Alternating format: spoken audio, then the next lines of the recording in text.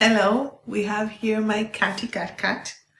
Her name is Mate, and she's gonna be with me to help me out with the video. Okay, so first of all, I want to tell you that I'm so proud of you for the amazing work that you are doing, and you're awesome, and you are capable of anything that you put your mind to. That nothing is hard. We're not using that language anymore. Anything can be a challenge. We just have to figure out how to make it through the challenge in the best way we can. And if the result is not the result that we want, we just have to figure out a different way to try.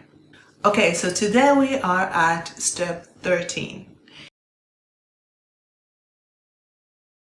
This step has to do with the step that I talked about, our inner voice, which is something that we have to be aware of. And I think that my inner voice, when I started listening to it, I've realized that I was blaming myself non-stop for everything.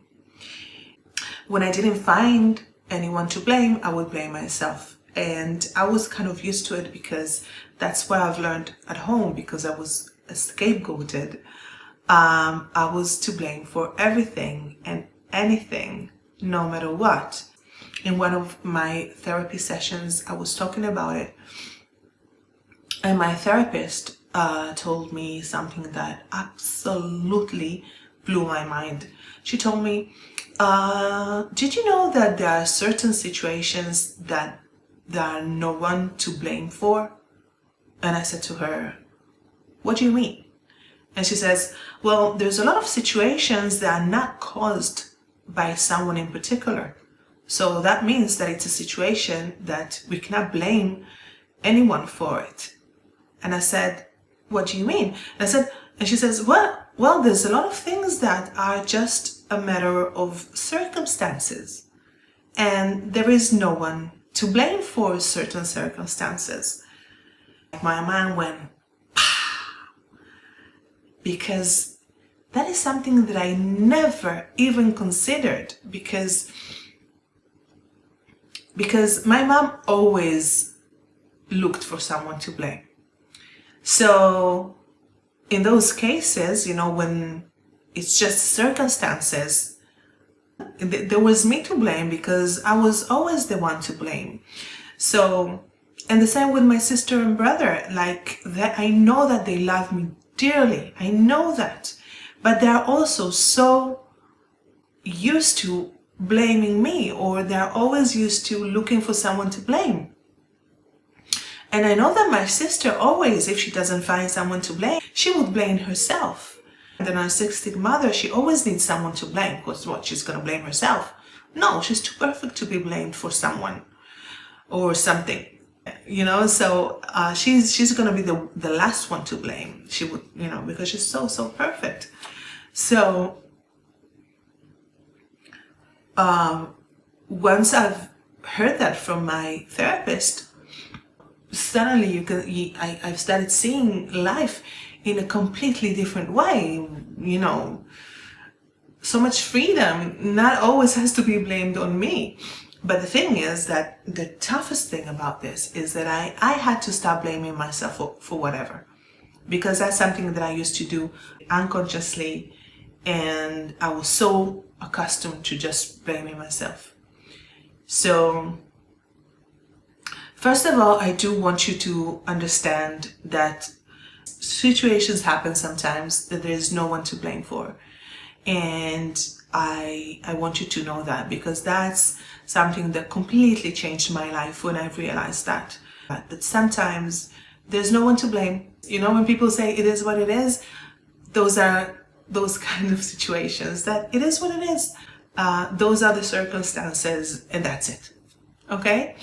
And it's so important for you to know that, just the way it was for me, because then I'm not going to blame myself for things that I don't have to be blamed for.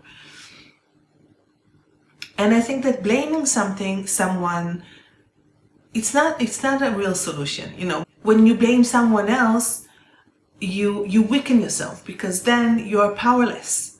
When you have the power, when you say, okay, where is my responsibility for what happened, that's when you can actually change for the next time, for the situation to be better, to be the next time the situation can benefit you if it didn't this time. But you have to do the change, you have to do the work. You can only do the work when you take responsibility for it. And you have the responsibility, you have the ability to respond, okay? Don't ever forget that. So we always had, the blaming thing was really distorted in our childhood, because that's what our mothers would do, because they couldn't deal with taking responsibility to do something about what happened. So they would just, they just throw it at you because it's a lot easier. But then they also gave up the power over the situation, and they gave up or the option to turn the situation into something better. And that's what we learn to do. So not blaming yourself can be something very, very empowering, and is the way to start to control your life in a good way, because it's really important for you to know that control, we have to have control over everything, because once we control things, we feel safer. So that's why as people that went through trauma, we have to control stuff. But the thing is that you can take that control to better yourself by taking responsibility for stuff.